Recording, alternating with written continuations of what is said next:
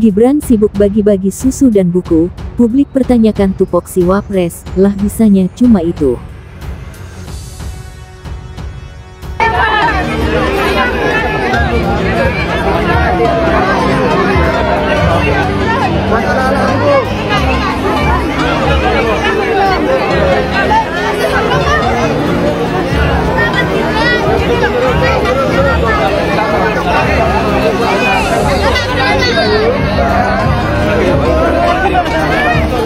Sore Mas Wapres, atau belum? Ya. Siapa Mas Wapres? Sempat disampaikan dulu tidak asal susunya dilihat dari mana Mas? Itu sebenarnya susunya yang dibagikan dari mana ya Mas? Iya. Asal susunya. Sebelumnya kan sempat disebutkan tidak tahu asal. Sama sekali tidak dari. Dah, ya.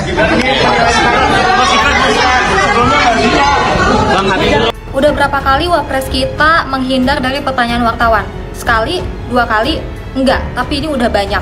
Sebagai mantan jurnalis yang masih berteman dengan jurnalis lainnya, gue dapat banyak bocoran kalau Gibran ini sering banget mangkir dari pertanyaan wartawan. Situasi kayak gini gak bisa dinormalisasiin. Kalau kalian masih bikin alasan, gak apa-apa, gak banyak ngomong, yang penting kerja nyata. Gak bisa guys. Sekelas pejabat publik, apalagi orang nomor 2 di Indonesia, mereka harus punya public speaking yang bagus. Salah satunya dengan menjawab pertanyaan dari para jurnalis. Kenapa jurnalis berhak untuk mendapatkan jawaban dari segala kegiatan Wapres ataupun pejabat publik lainnya? Karena kalian harus tahu, jurnalis ini termasuk pilar keempat demokrasi yang mengawasi tugas pemerintah, yang juga menjadi penyambung lidah antara pemerintah kepada masyarakat. Dari mana kalian bisa tahu sejauh mana uang pajak kita digunain untuk pembangunan, sejauh mana korupsi yang dilakukan pemerintah, sebanyak apa? Semua bisa kalian dapat informasinya dari jurnalis. Memang Wapres punya hak untuk gak menjawab pertanyaan dari jurnalis, tapi itu hanya berlaku di saat-saat tertentu aja. Kalaupun mau dibandingin sama Ma'ruf Amin yang sering kalian bilang Wapres AFK, tapi kenyataannya banyak omongan jawaban dari Ma'ruf Amin yang bisa dijadiin headline news, bukan jawaban.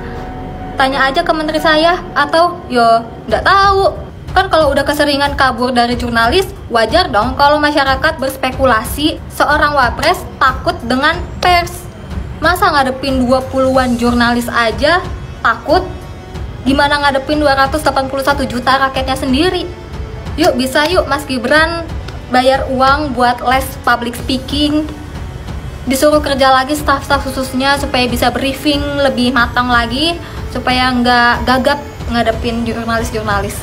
Terkait dengan Gibran, Wakil Presiden, kita ingin tanya, apa kabar lapor Mas Wapres? Dan itu yang gelap gulita dalam 100 hari kepemimpinan ini. Kita melihat anak muda, umurnya belum 40 tahun, menjadi Wakil Presiden, bikin pengaduan lapor Mas Wapres. Mas Gibran berpikir rakyat yang banyak mengadu bisa dibantu dengan membuka posko ini. Yang Gibran lakukan ini menurut saya, ini bagus, keren. Wakil Presiden loh, turun tangan langsung.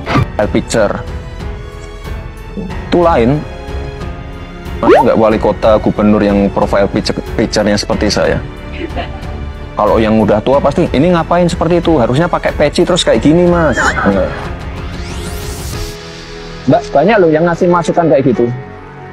Itu kan udah saya ngomong-ngomong tumben loh kamu lucu loh. Udah saya kemarin kan di apa itu, di salah satu media itu saya dikatain apa, anak haram toh karena nggak pernah ikut kampanye.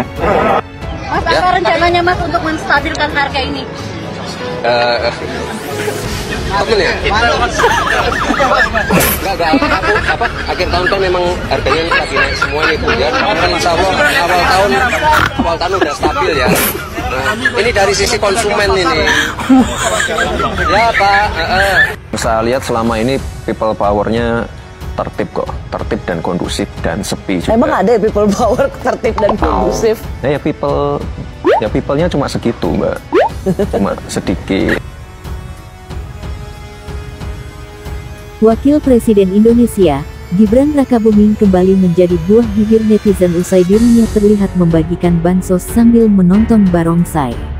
Hal ini kemudian membuat netizen penasaran mengenai tugas pokok dan fungsi Wakil Presiden Indonesia tersebut. Akun @narkosun menjadi salah satu yang mempertanyakan mengenai fungsi dan tugas Gibran Rakabuming. Dirinya mengaku penasaran dengan tugas dan tanggung jawab Gibran selain membagikan susu dan buku. Dalam cuitannya, akun ini mengunggah berita mengenai Gibran Rakabuming yang membagikan sembako di Surabaya. Tidak hanya itu, Wakil Presiden Indonesia ini juga terlihat menonton pertunjukan barongsai di lokasi tersebut. Tupoksinya Wapres tuh sebenarnya apa? Kok isinya kalau gak bagi-bagi susu, ya bagi-bagi buku.